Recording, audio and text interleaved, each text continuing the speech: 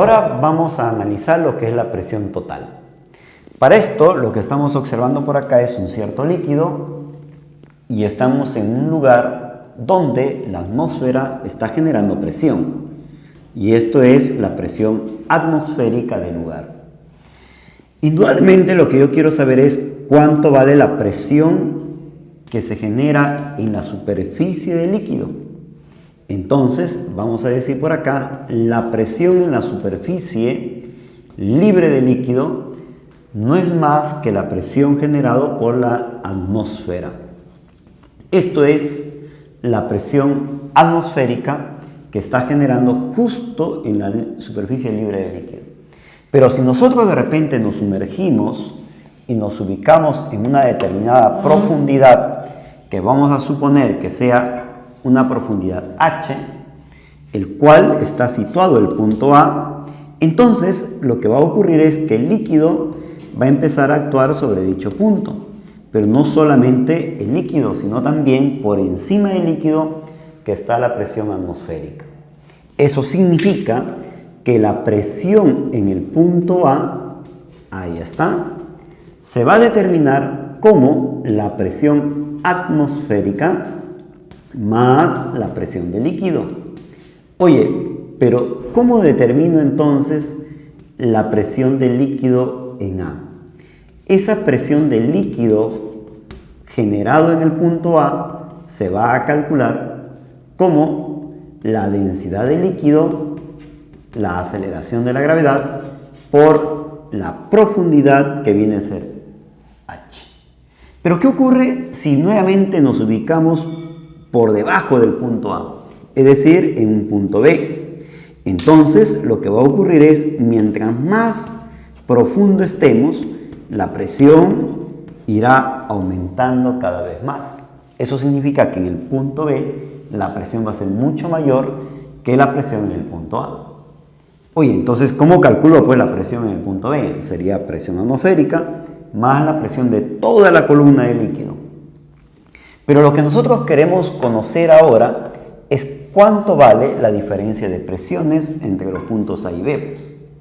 Esto sería la altura entre los puntos A y B. Entonces, la diferencia de presiones lo voy a determinar como presión de B menos la presión de A. Pero si usted empieza a restar, por ejemplo acá, si yo colocase acá la presión en el punto B, sí o no sería presión atmosférica más la presión de líquido en el punto B. Entonces, si yo resto L con E, se estaría cancelando la presión atmosférica y me quedaría diferencia de presiones de líquido en B menos la presión de líquido en A. Eso significa que la presión en el punto B menos la presión en el punto A me va a determinar como la densidad de líquido por la aceleración de la gravedad y multiplicado por la diferencia de alturas, que viene a ser la altura entre los puntos A y B. Qué interesante, ¿no? Para poder determinar diferencia de presiones. Ahora lo que yo quiero que usted vea es dependencia gráfica. Nuevamente volvemos con el mismo líquido. Por acá hemos situado un cierto líquido y no sabemos en qué lugar estamos. Puede ser que estemos en la sierra, en la costa, pero lo que sí sabemos es que la atmósfera va a actuar. Y aquí está la presión atmosférica. La atmósfera está actuando de esta forma sobre la superficie libre de líquido. Y por acá tenemos un líquido y vamos a escoger un punto cualquiera. Vamos a suponer que sea el punto A. Oye, de acá, de la superficie libre de líquido hasta el punto A, hay una determinada altura. Y acá lo que está ocurriendo es que tanto el líquido como la atmósfera están generando presión.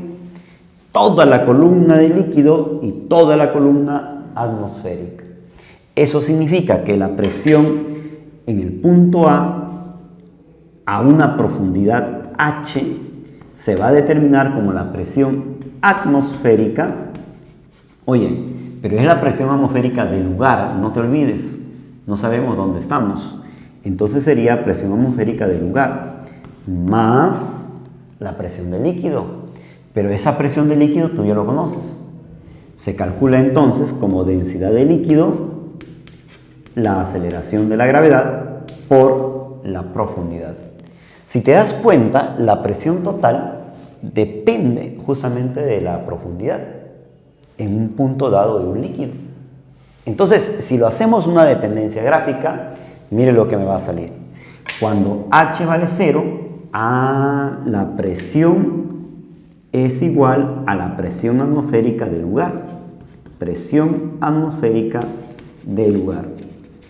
Y de acá, lo que me va a salir es una dependencia gráfica de la siguiente forma. ¿Ven? Ahí está. Es una dependencia gráfica lineal, porque el exponente de H es 1. ¿Y qué más? Si nosotros nos vamos más allá todavía, oye, esto de acá, si tú observas bien, esto de acá hasta acá, ocurre que es una diferencia de alturas, que voy a colocar como un delta de H. Claro que en realidad yo puedo escoger por acá un delta de H, y lo que vas a encontrar acá, todo esto, es la diferencia de presiones. Oye, pero esta diferencia de presiones, ¿saben cómo se va a determinar? Se va a determinar como la densidad de ese líquido multiplicado por la aceleración de la gravedad y multiplicado por la diferencia de alturas. Qué interesante, ¿no? Pasa a restar, sería diferencia de presiones, densidad de gravedad por la altura, que lo podemos considerar como una diferencia de altura. Veamos ahora lo que es vasos comunicantes. Dos consideraciones para un vaso comunicante. Lo que estamos observando acá es ramas abiertas y más adelante veremos con rama cerrada. ¿Por qué le llamamos vaso comunicante? Lo que estamos apreciando acá, que un mismo líquido se comunica por ambas ramas de un vaso comunicante de dos brazos. ¿Qué sucede en este vaso comunicante? Como acá estamos observando vaso comunicante de ramas abiertas, entonces aquí va a actuar lo que tú llamas con el nombre de presión atmosférica. Y no solamente acá, sino también por acá. ¿Qué más? Lo que vamos a hacer a continuación es colocar una línea conocida con el nombre de línea isobárica. Esta línea isobárica va a contener al mismo líquido en ambas ramas del vaso comunicante. En ese sentido, por acá estoy colocando esta línea que contiene al mismo líquido. Y no solamente esta rama puede ser, de repente puedo colocar por acá, por acá, por acá, una línea que contiene al mismo líquido. Pero como acá tenemos la interfase entre el líquido 1 y el líquido 3, entonces nos conviene este punto. Oye, pero ¿qué ocurre? Si acá le llamo el punto M y acá le llamo el punto N, mira lo que se va a cumplir. Primero, como contiene el mismo líquido, a esta línea se le va a conocer con el nombre línea isobárica. ¿Qué significa línea isobárica? Que la presión en M y la presión en N van a ser iguales. Eso se cumple en una línea isobárica.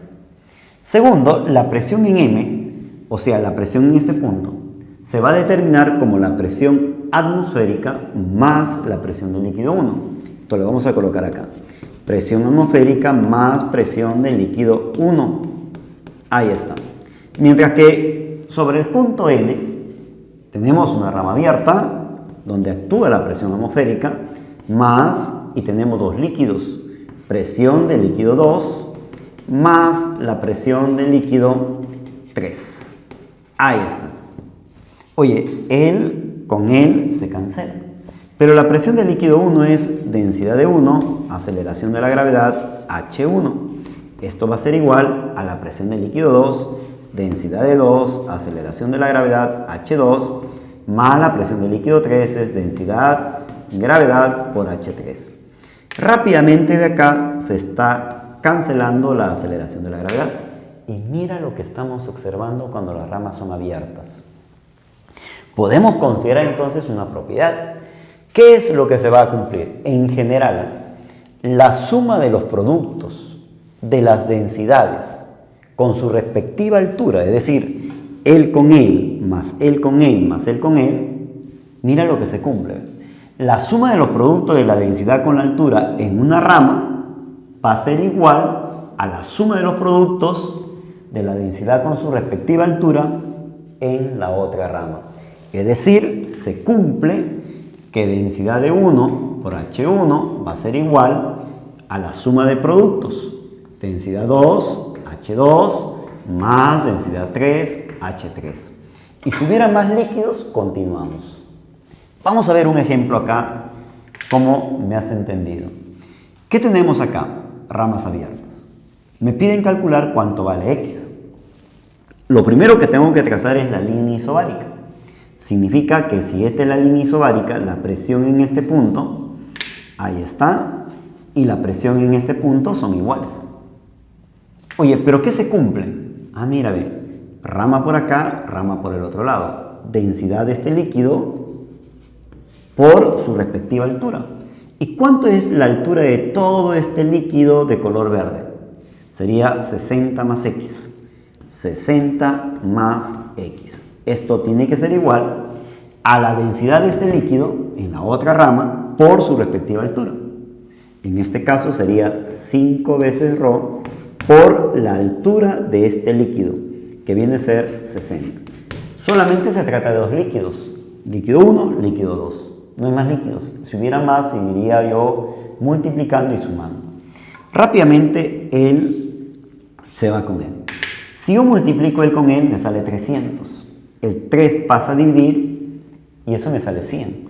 Para que me salga 100, X tiene que ser entonces 40 centímetros. ¿Qué sucede cuando tenemos un vaso comunicante con rama cerrada? Oye, aquí está abierto y al otro lado cerrado.